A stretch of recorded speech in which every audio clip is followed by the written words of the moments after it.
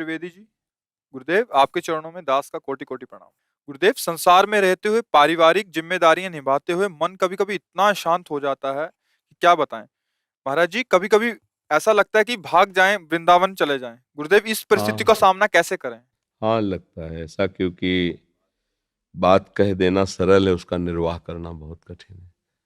परिवार की बहुत तरह की आवश्यकताएं होती, बहुत मांगे होती हैं, बहुत तरह की व्यवधान व्यवस्था। अगर उसमें भजन कर ले गए तब तो भगवत प्राप्ति बहुत सहज है। अच्छा, आप वृंदावन भाग के आओगे तो समस्या रहित है क्या? यहाँ यहाँ भी समस्या है। आप सोचो, कहाँ भाग के जाओगे? जहां जाओगे हमें वो स्थान बताओ जहां समस्या ना हो।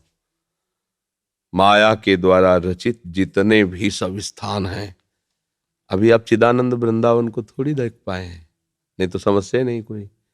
अभी आप जो देख रहे हैं मायाकृत रूप है, मायाकृत रूप है, ये चिदानंद रूप नहीं है। इसी में है, जैसे यही हमारा दो स्वरूप है कि ये रूप देख रहे हो पांच भौतिक मायाकृत, और जो दिखाई नहीं दे रहा वो चिदानंद रूप यही है, पर उसके लिए नेत्र नहीं। वो जब नेत्र आएंगे तो इस दृश्य का महत्व नहीं रह जाएगा। तो भाग कर कहीं भी जाओ तो माया गुणों से परा हुआ भरा हुआ पूरा संसार है। तो भाई समस्या तो ये बात है कि कहीं भी समस्या रहित नहीं। अगर आप वही समस्या रहित हो गए तो कहीं भी समस्या नहीं है। तो हमें लगता है वहीं डट के लड़ो और विजय प्राप्त करो। जैसे भगवान ने जिसके लिए जो कर्म विधान कर दिया है वो भोगेगा, आप उसका सहयोग करो। आपके पास अर्थ शरीर सेवा जो भी जितना है उतने में करो, फिर निरपेक्ष अंदर से होना सीख लो। भगवान जाने हमें जितना बल दिया, जितना सहयोग दिया हम कर दिए, अब आगे भगवान जाने। पर इतनी हिम्मत होनी चाहिए तभी बात बनेगी। नरसिंह मेहता जी के लड़के के ब्याह की बात आई तो उनका देखो, हमारे पास तो कुछ है नहीं गिरधर के सिवा, प्रभु के सिवा, ठाकुर के सिवा। तो उनका इसीलिए हम ब्याह कर रहे हैं कि आपको ठाकुर जी बहुत प्यार करते हैं। आप ठाकुर जी, वो तो स्वयं पिता होकर के नहीं ब्याह, कौन ये सब प्रपंच नहीं। वाह भाई, हम तो गरीब हैं, देख रहे हो आप हमारे क्या मंजीरा और ठाकुर जी हो। तुम तो बहुत बड़े घर के हो, तो अपनी बेटी का कहीं बड़े घर। बोले आपसे बड़ा कोई नहीं है, जो ठाकुर जी का जन्म वही हमारे लिए बड़ा है। वो पीछे पड़ करके ब्याह तय कर दिए। उनका हम ब्याह वगैरह में नहीं जाएंगे, हम अपने ठाकुर जी की सेवा नहीं छोड़ सकते। तो ठाकुर जी पे प्रकट होके कहा करेंगे हम सब, केवल तुम साफा बांध के समधी बन करके छाती से छाती में, ये भी नहीं होगा हमसे। सारा का सारा ब्याह ठाकुर जी ने। जब हम भार अपने ऊपर ले लेते हैं ना तो ठाकुर जी निश्चिंत हो जाते हैं। अगर ठाकुर जी के ऊपर भार दे दो तो वो सब देख लेंगे। ज्यादा चिंता भी मत करो, तुम्हारे चिंता करने से कुछ होगा नहीं, चिंतन करने से होगा। राधा नाम के धनी बनो, खूब नाम जप करो। जो प्रभु कर रहे हैं उसे देखते रहो, जो करवा रहे हैं उसे देखते रहो। ये माया प्रपंच है, इसको इसी तरह से जीत सकते हो। दशरथ जी तड़प के प्राण त्याग रहे। सुबह राज्याभिषेक था राम जी का और 14 वर्ष का वनवास। उनकी कामना ये थोड़ी थी कि राम जी वनवास जाए। राम जैसा पुत्र राजगद्दी पर बैठे और ये जब मैं देखूं तुम कृतकृत्य हो जाऊंगा। प्रसन्न थे, पूरी अयोध्या में धूम मची हुई थी, कल राम राजा बनेंगे। और कल की जो सुबह आई वो ऐसी घोर प्रातःकालीन बेला हुई कि सांप के प्राण निकल रहे थे कि भगवान श्री राम 14 वर्ष के लिए विशेष उदासी भेष में, जो आज पालकी पे 4 कदम चलते हैं, राजकुमार हैं दशरथ जी, चक्रवर्ती सम्राट, वो नंगे पैर वनवास। सोचो, जिनकी मां है कौशल्या जी, उनका सुहाग उतर रहा है, वैधव्य को प्राप्त हो रहे हैं। भाई यहां सृष्टि का क्रम ही ऐसा है। तो नाम जप करते रहो, जैसा हो रहा है उसे देखते रहो, जितना वो संभलवा रहे संभालते रहो, प्रभु के भरोसे रहो। तो हमें लगता है फिर आप निकल सकते हो। नहीं तो प्रायः ये ऐसा झंझट है माया का कि बड़े बड़ों को फंसा करके भगवत विस्मरण करा ही देता है, भगवत विस्मरण करा देता है। इसीलिए गोपीजनों की महिमा है कि सब परिवार में रहते हुए भी एक क्षण के लिए भी श्री कृष्ण चिंतन नहीं छोड़ा। वैसे ही सेवा करती थी जैसे एक सदगृहिणी करती है। तभी परमहंस सुखदेव जी, उद्धव आदि ज्ञानी उनकी चरण धूलि माथे कि गृहस्थी में रहकर परिवार की सेवा करते हुए श्री कृष्ण प्रेम में मतवाला हो जाना, ये बड़ी दुर्लभ बात है। तो भागने की जरूरत नहीं, जहां हो वहीं हर समय नाम जपना और ये विचार रखना कि होगा वही जो प्रभु जी चाहते हैं। आप प्रयास कर रहे हो, ठीक है। अगर वो भूखा रखना चाहते हैं तो आप राजी रहो, जोई जोई प्यारो करे सोई में। आज प्रभु भूखे रखें, बड़ा मंगल है। आप चाहते हैं कि ऐसा हो जाए, ऐसा नहीं हो रहा, तो हाँ, जैसा आप चाहते हो वैसा हो जाए प्रभु। ये बात तो अंदर रखनी पड़ेगी, तभी भक्त होगे, तभी आप माया पर विजय प्राप्त। ऐसा होना ही चाहिए। किसी का नहीं चला इस सृष्टि में, किसी का नहीं चला। सबकी सबकी कामनाएं पूर्ण नहीं हुई है। लाडले लालजू प्रकट हो रहे हैं, अभी प्रकट हो रहे हैं, अभी नंदाले भेज रहे हैं। देवकी मैया अपनी गोद में ढंग से खिला भी नहीं सकी। जिनको ये सौभाग्य मिला, नौ किशोर ठाकुर जी ऐसे जाग छोड़ के जा रहे हैं जैसे पहचानते भी नहीं। मैया तड़प तड़प करके वहां रो रहे। आप मथुरा आ गए, मथुरा से द्वारिका, ये क्या है? भगवान ये दिखा रहे हैं कि सृष्टि का क्रम ऐसा है। कभी विजय है तो कभी हार है, कभी सुख है तो कभी दुख है, कभी लाभ है तो कभी हानि। ये चलता ही रहेगा। धैर्यपूर्वक भजन करो। विमल जी, आपके चरणों में दंडवत प्रणाम। महाराज जी, आपकी कृपा से कुछ साल से आपका सत्संग सुन रहा हूँ। आपकी बहुत कृपा हुई। आपकी कृपा से कई बार कुछ समय नाम चलता है, फिर महाराज जी किसी कुसंग या अप्रिय घटना से गुस्सा और कामना वासना प्रचंड रूप से हावी हो जाती है और सब छूट जाता है। महाराज जी, इस स्थिति में हम कैसे फिर से वापस अपने आप को लेके आए? भाई, छोड़ते आप ही हो, पकड़ते आप ही हो। तो अगर आप नहीं पकड़ोगे तो फिर आज का सत्संग अगर सुना हो तो उसमें था कि कोई भी संत महात्मा या स्वयं भगवान, आपको स्वीकृति करनी होगी, अपना कल्याण आपको करना होगा। भगवान सामने अर्जुन से कह रहे हैं अपना उद्धार आपको करना होगा। हम उपाय बता देते हैं, हम तुम्हें वो सामर्थ्य देंगे, वो तुम्हें विचार देंगे, पर चलना आपको होगा। ऐसे ही जैसे श्राप है किसी को, जाओ, तो प्राकृतिक शरीर का ही दंड है। वरदान है तो प्रकृति का है। लेकिन ये चिदानंद भाव में भगवत प्राप्ति, भगवत भजन, ये आपको स्वीकार करना होगा। अगर आप नहीं करोगे तो ये कोई भूल जाए कि कोई महात्मा आशीर्वाद दे देगा। ये हम तुमको अंदर की बात बता रहे हैं, हृदय की। किसी के आशीर्वाद से किसी का भजन नहीं होता, किसी के आशीर्वाद से किसी को भगवत प्राप्ति नहीं होती। हाँ, यही आशीर्वाद है, जब आप सत्संग सुनते हो, उन पर श्रद्धा करते हो, उनकी बात मानते हो, तो फिर आप में वो योग्यता आ जाएगी, आप चल पड़ोगे। आप न स्वीकार करो तो कोई आपका कल्याण नहीं कर सकता। भगवान भी अवतरित हुए हैं, बड़े बड़े महापुरुष हुए हैं। जीव तो अविनाशी है, उस समय भी हम रहे होंगे, पर हमारा कल्याण नहीं हुआ। अगर आप अब भी नहीं चाहोगे तो अब भी कल्याण नहीं होगा। किस पर गुस्सा करोगे? किस बात पर गुस्सा? अपने मन पर गुस्सा करो, जो भोगों में फंसा रहा है, जो शरीर को निर्बल कर रहा है। उस गुस्सा को तुम काहे आदर दे रहे हो?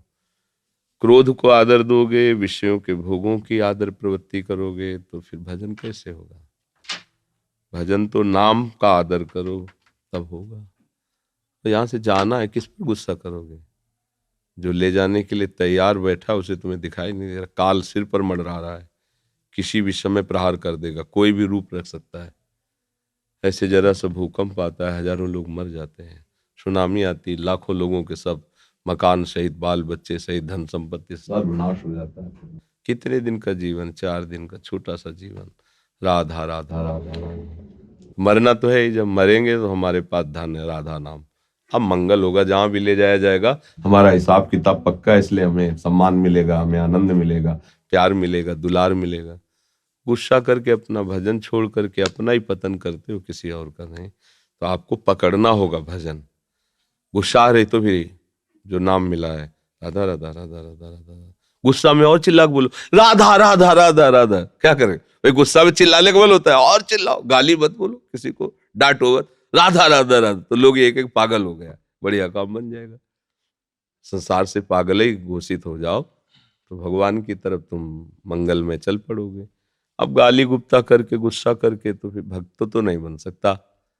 उपद्रव भले कर सकते हो, गुस्सा का लक्षण होता है वो गाली दिलवाता है, दूसरे के प्रति हिंसात्मक वृत्ति पैदा करता है। आपको जब गुस्सा आए तो जोर जोर से बोलो जय जय श्री राधे, जय जय श्री राधे, हवा हो जाएगा गुस्सा। गुस्सा टिक ही नहीं सकता है। तो राधा राधा जपो भाई, अच्छा सात्विक भोजन करो, अच्छा बर्ताव करो, तो भजन टिकने लगेगा। अब गंदी बातें करो, गंदा चिंतन करो, गंदी क्रियाएं करो, तो भजन कैसे टिक पाएगा? ये तो निर्मल हृदय में आए, पवित्र हृदय में जागृत होता है। तो आप बोल भी नहीं सकते। अगर और ज्यादा बिगड़ गया तो फिर आगे आप नाम जप भी नहीं सकते, मन लगेगा ही नहीं, मन ही नहीं कहेगा कि नाम जप करें। अभी तो पवित्रता बढ़ रही तो संतों के पास आ रहे हो, है सब बेकार नाटक है यार, ऐसा मन तुम्हें सलाह देने लगेगा। ठीक से चलो। पंकज जी चंडीगढ़ से। महाराज श्री, आपके सत्संग में सुना है कि सब में भगवत भाव करें। महाराज जी, इसमें बहुत कठिनाई आती है। भाई भगवत भाव करे क्या, जब है ही है तो भगवत भाव क्या करे। दीपावली में चीनी के खिलौने मिलते हैं, चीनी का घुड़सवार होता है, चीनी का घोड़ा होता है, उसमें कौन बड़ा छोटा हुआ है। चाहे घोड़े से शुरू करो खाला, चाहे घुड़सवार से शुरू करो खाला, वो चीनी ही है। खांड के बने खिलौने सब खांड के हैं। सोने के बने आभूषण, चाहे कलाई के पहनने के हो कंगन आदि, चाहे नथ हो, चाहे कान के कुंडल हो, चाहे हार हो, चाहे मुकुट हो। भाव कहने का अलग होगा, ये मुकुट है, ये कुंडल है, ये पायजेब है तो सोना है ना। ऐसे ही भाव करने में ये स्त्री है, ये पुरुष है, ये दुर्गुणी है, ये दुराचारी, ये महात्मा है, ये सदाचारी, बात कहने की है तो एक ही ना, दूसरा नहीं है। अब इसको जान गए तो सा महात्मा सुदुर्लभा, तो ये दुर्लभ महात्मा पद भी ऐसे थोड़ी मिल जाती है। तो अब हम कैसे सब बड़ा कठिन पड़ रहा है, कठिन तो इसलिए पड़ रहा है ना कि आप अपना अस्तित्व तो अलग किए हुए हैं, इसलिए कठिन पड़ रहा है। अपने अस्तित्व को मिला दीजिए प्रभु में, तो आप भी देखोगे जो सब जगह है वो यहाँ भी है, जो सब में है वो यहाँ भी है। जब यहाँ है तो जानने वाला कौन हो गया, जानत तुम्हें हो जाए, वही हो गया, खत्म। क्या आप कोई कठिनाई नहीं। तो शरीरधारी बन के थोड़ी जान पाओगे, देह अभिमानी भगवान को थोड़ी जान पाता है, वो तो विषयों को जानता है। केवल भोगना, ये खाने की, सूंघने की, देखने की, जैसे पशु बस उतना ही ज्ञान रहता है। लेकिन सब में तत्व विराजमान है, ये तो केवल कोई विज्ञ महात्मा ही जान सकता है। इसके लिए साधन करना होता है। असाधनों का त्याग करके साधना में स्थित होकर, फिर साधन के अहंकार का भी त्याग करके अपना अस्तित्व मैं प्रभु में लीन कर दे। जान गया प्रभु को, जो जान गया सो प्रभुमय हो गया, जो प्रभुमय हो गया वो प्रभु को जान गया। अब ये नहीं कहा जा सकता कि पहले प्रभुमय होता है या प्रभु को जानता है, पहले वृक्ष था कि बीज था, इसका निर्णय आज तक नहीं हो पाया। अगर कह दे कि नहीं पहले बीज, बीज के बिना वृक्ष कहां, तो बीज कहां से आया, बिना वृक्ष के बीज कैसे हो जाएगा। बस ऐसे ही पूरी मान लो और चल दो, किसी एक को मान लो, चाहे वृक्ष को मान लो, चाहे बीज को मान लो, और चल दो तो जान जाओगे, तर्क से ले जान पाओगे। अब भगवान ही है, ये बात जान गए तो जीवन मुक्त परमहंस हो गए। तो ये बात बहुत ऊंची है, इसलिए आप नाम जप करो, प्रभु से प्रार्थना करते रहो कि मुझे जना दो। तो सोई जाने जिस देव जनाई, वो जना देंगे। वो जब जना देंगे तो जानने वाला भी वही हो जाता है, क्योंकि वही है, दूसरा कोई है नहीं। एक आदमी नदी के पार हुए, 10 आदमी थे। बोले यार गिन लो कहीं कोई गिरा तो नहीं। बोले हाँ गिन लो, 1 2 3 4 5 6 7 8 9। बोले एक कम है यार। तो बोले तुम गिनो। उसने 1 2 9, सब 9 गिने। बोले कम है। तो एक आदमी बाहर खड़ा देख रहा, बोले यार इसमें एक तो कोई गायब है, 9 है इसमें। तो भैया गायब नहीं, तुम अपने को काय छोड़ रहे हो, तुम अपने को भी गिलो ला, उसमें तुम भी आए हो। बस हम अपने को जो छोड़ रहे हैं ना, इसीलिए हम सामने नहीं गिनती समझ पा रहे हैं। अगर अपना अस्तित्व मिला दें भगवान में तो अभी समझ में आ जाएगी 10 के 10 ही है, पूरे हैं, सब जगह वही बैठे, दूसरा कोई नहीं। अलग रहकर प्रभु से जान नहीं सकते, संसार में रत रहकर संसार को नहीं जान सकते, और प्रभु से अलग रहकर प्रभु को नहीं जान सकते। संसार से अलग होकर संसार को जान सकते हो, और प्रभु में आसक्त रत होकर प्रभु को जान सकते हो। हमारी गति दूसरी है, संसार में रत है, प्रभु से बिलग है, तो इसलिए दोनों को नहीं जान पा रहे, ना संसार को जान पा रहे, ना प्रभु को जान पा रहे। डॉक्टर मनमोहन शरण जी। राधा वल्लभ श्री हरिवंश। महाराज जी, आपके चरणों में कोटि कोटि नमन। महाराज श्री, नवदा भक्ति, प्रेमा भक्ति और पराभक्ति में क्या अंतर है, विशेषता प्रेमा भक्ति और पराभक्ति में? नवदा भक्ति तो सब जानते हैं, श्रवण कीर्तन स्मरण विष्णु पादर्चनम बंदनम दास्यम सख्यात्म निवेदनम। ये जो प्रेम लक्षणा भक्ति होती है, ये क्रियात्मिका भक्ति नहीं है। क्रियात्मिका ये नवधा तक रहती है। नवधा भक्ति में 8 जो भक्तियां हैं वो 9वीं भक्ति के अंग हैं। 9वीं भक्ति पूर्ण भक्ति है, समर्पण, आत्मसमर्पण।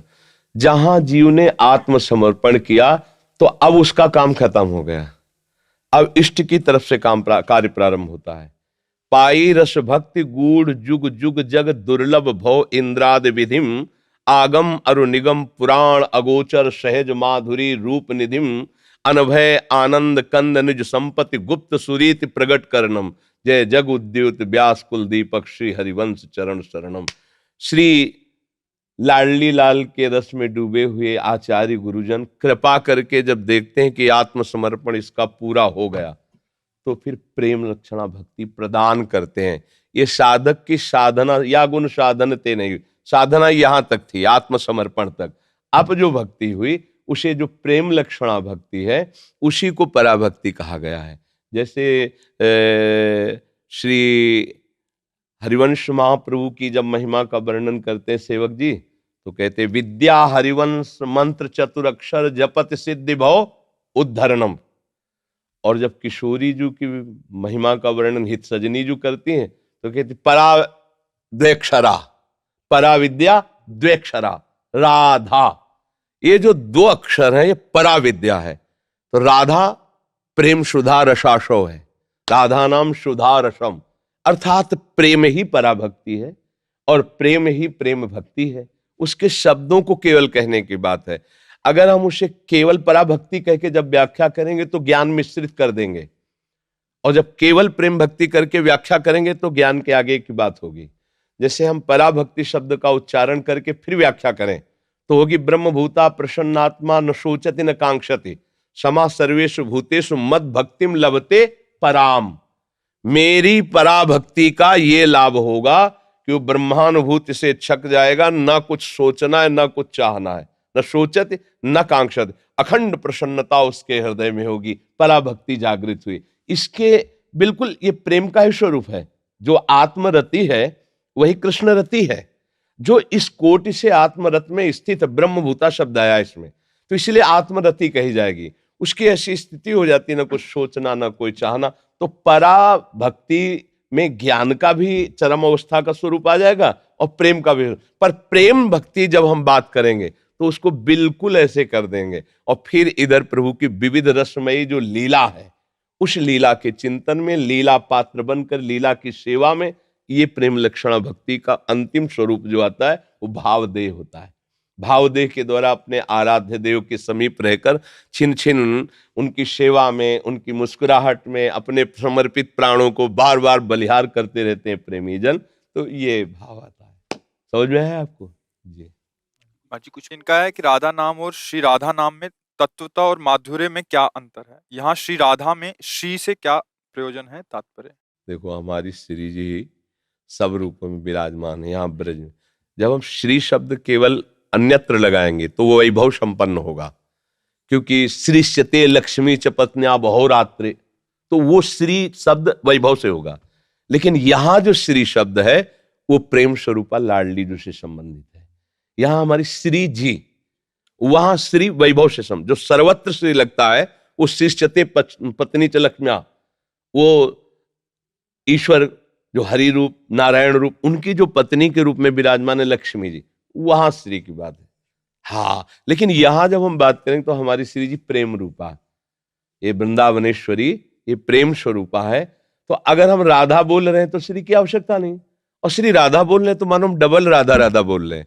जैसे एक पद में आया है ना कि नैनन परवारों कोटिक खंजन, तो बोले चंचल नेत्र कैसे हैं? चंचल चपल, दोनों का अर्थ क्या होता है? एक होता है, पर कह रहे चंचल चपल अरुण अनियारे अग्रभाग बने। तो राधा बोलो और श्री राधा बोलो तो अगर श्री का हम अर्थ करेंगे तो राधा राधा, इसीलिए राधा राधा। अगर हम श्री लगाते हैं तो और अच्छा, नहीं लगाते तो वही है राधा राधा। हमारे यहाँ श्री का अर्थ वैभव नहीं है। श्री का मतलब प्रेम है, हित है, बहुत महामहिम किशोरी जी का स्वरूप है श्री। लेकिन उसे जब हम धाम की सीमा के बाहर लगाएंगे कहीं अन्यत्र तो वही वैभव हो जाएगा, वही सम्मान सूचक हो, वही ऐश्वर्य सूचक हो जाएगा। पर यहाँ तो साक्षात श्री श्री जी है, श्री जी है। पूरा नाम न लेकर के रसिक जन तो इतने बोलते हैं श्री जी की सेवा में जा रहे हैं, श्री जी को भोग लगा रहे, श्री जी श्री जी श्री जी। तो हमारी श्री जी मतलब महारानी जी।